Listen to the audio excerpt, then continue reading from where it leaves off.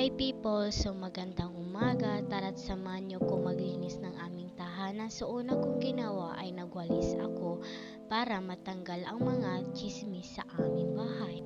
So yan people, habang pinapanood niyo ko nagwawalis, ito po ang aking first vlog sa aking Facebook page. Sana supportan niyo po ako at sana marami pa pong i-upload ng video sa aking Facebook page.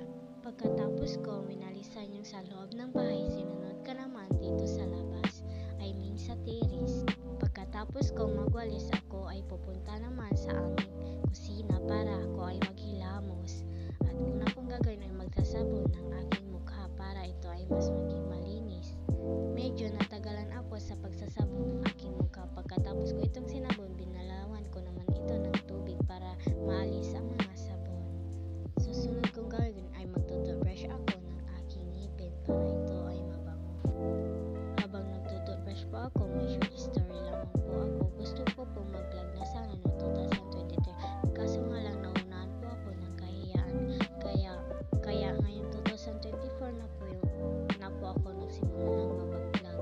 Pasensya na po kayo kung medyo nauutal-utal po ako sa aking pagsasalita. So pagkatapos ko po maghilamos, ako ay nagpunas ng aking mukha at inayos-ayos yung buhok ko.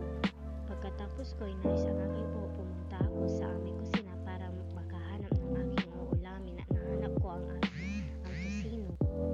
Di naman po sponsored, baka naman tusino. Pagkatapos ko kinuha yung tusino, tingnan ko na naman yung sa baba ng aming ref kung may laman. So wala naman.